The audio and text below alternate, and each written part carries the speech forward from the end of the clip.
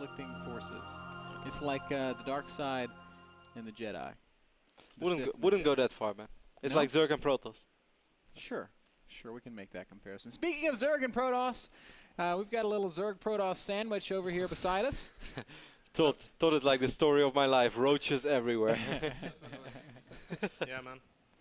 Got the root guys on the set. Paulo, what's up? That last exercise was fantastic. What was it called, the last one? Froga. No, I know it's Froga, but it had different names. Vinyasas. Vinyasas. That vinyasa was... You gonna try it? Are you gonna try it? If you try it, I try it. Okay, then let's see it. Let's I'll Frodan and...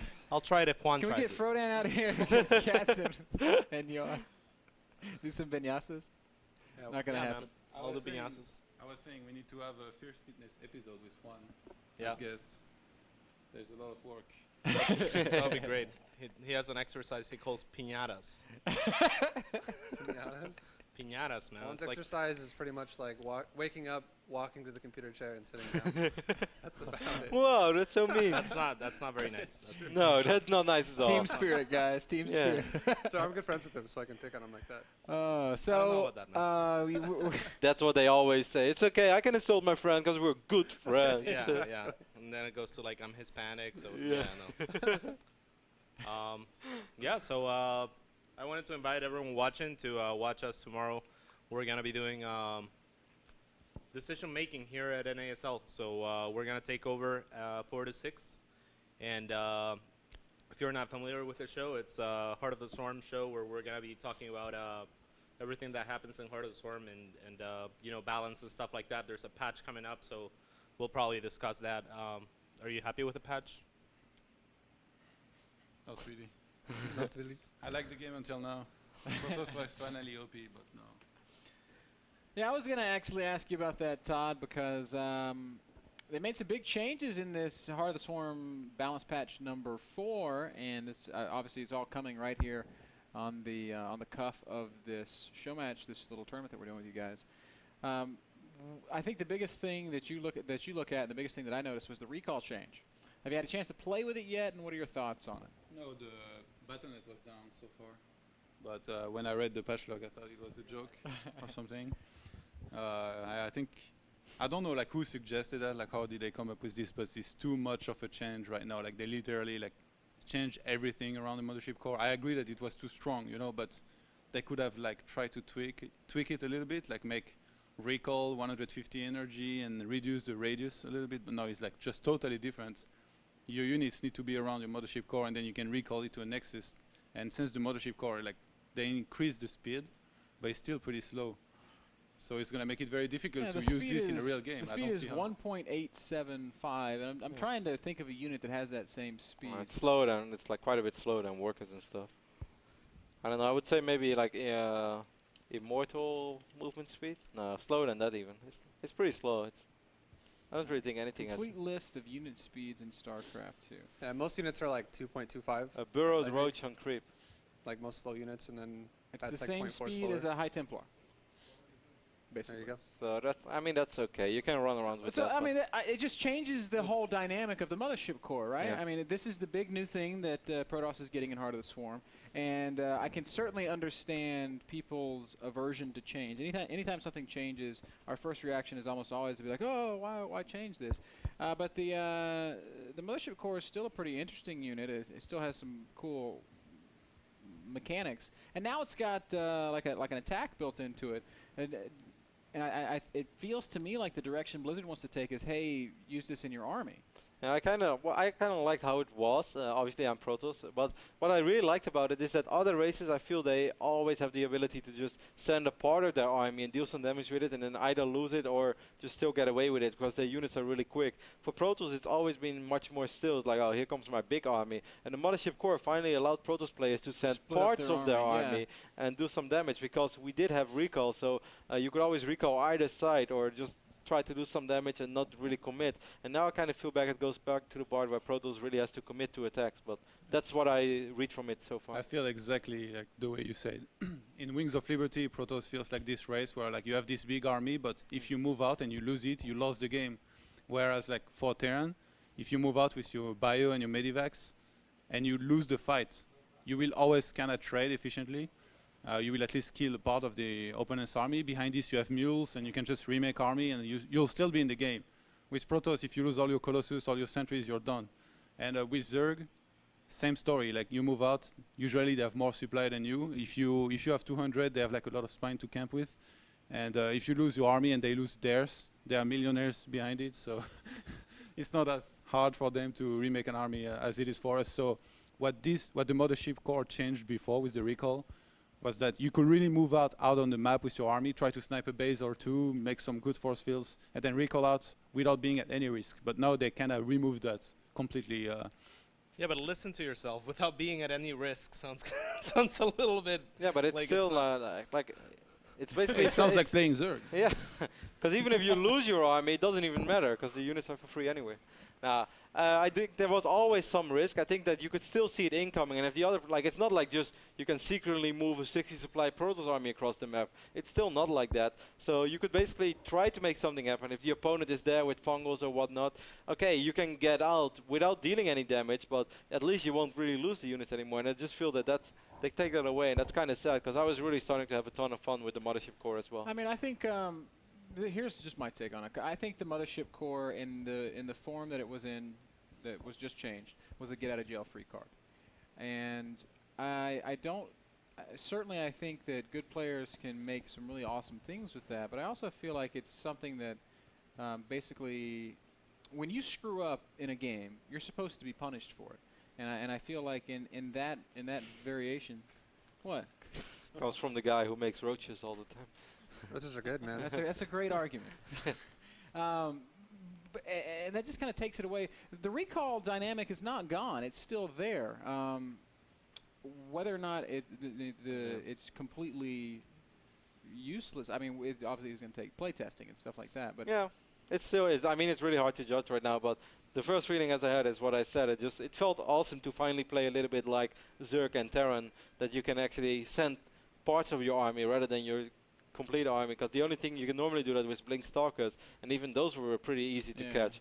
So it's really nice to just finally be able to do more than one thing at once. It's not because Protoss players don't want to. Yes, we have war prisons, but that's situational as well. It's because often you just can't commit a certain part of your army. It was awesome to see Protoss from a different point of view, and I think it made the game really exciting for me. You know, yeah, I agree. I mean, I touched on that yesterday, how Blizzard is doing things. I don't like that they're nerfing everything instead of buffing other things, because it makes the game less exciting.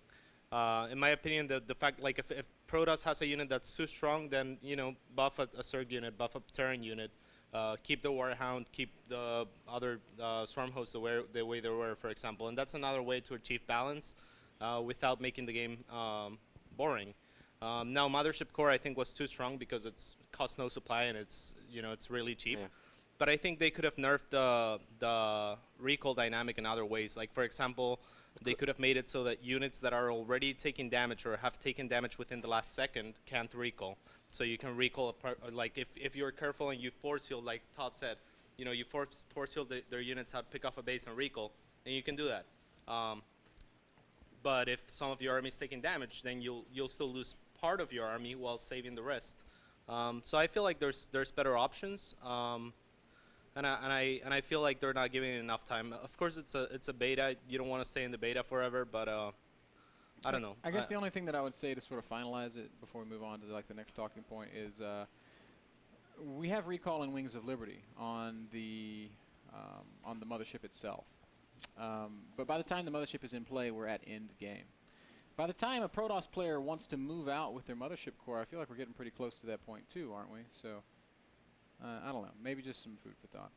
The other big change from the most recent balance update in the beta is the Swarm Host. It goes back to 3 range, loses a little bit of the damage. You got a couple Zergs out on the set.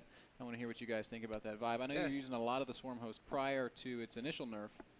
I think this change, honestly, even though they lose damage, is a big buff, because I think the fact that, like, the damage difference, I guess, between the 14 they currently have and the 2 range they currently have compared to what they're going to be at now, which is going to be 12 damage and 3 range, is the more range and less damage is going to be an overall bigger output, just because The way it is right now, from what I've experienced, is the swarm hosts spawn a bunch of locusts, and then they all bunch.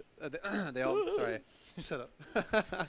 They all bunch up and die basically before they even do anything. And like the front line, maybe like 4 does damage, and the rest just kind of like I said, they clump up. They get AOE down. They don't really accomplish much at all. But when they had 3 range before, they were actually doing something before, and they could actually.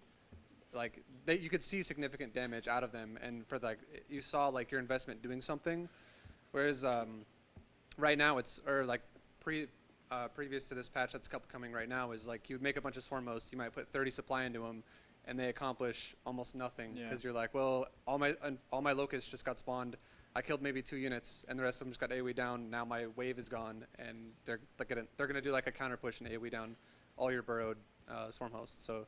I think this change for the swarm host is going to be a good change again, but I think they might need to tweak the damage still some more, but I think 3 range is pretty good.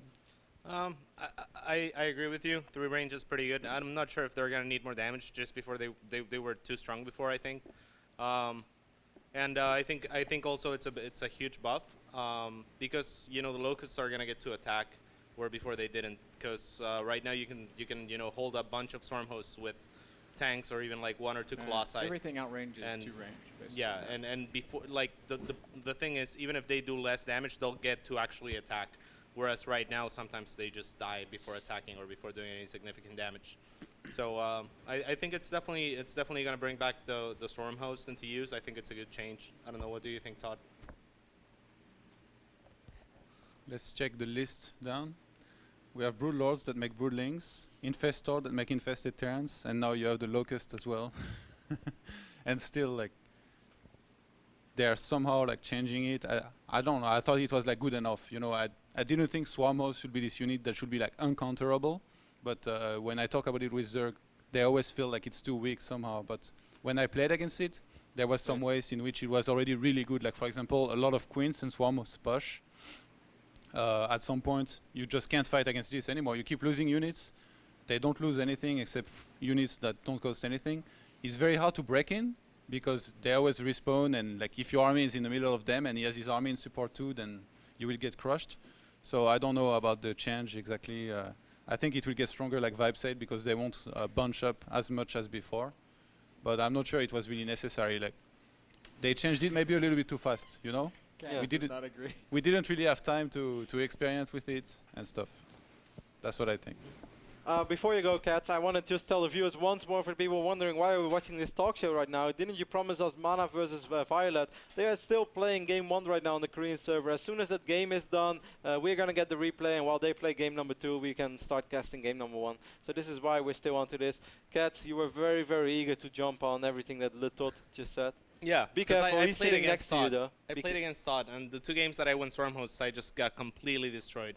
And I'm like, is that not good? And he's like, oh, it can be good. I'm like, how can it be good? Like, it's not. Like, I tried so many things. And he's like, oh, it can't be good. I'm like, dude.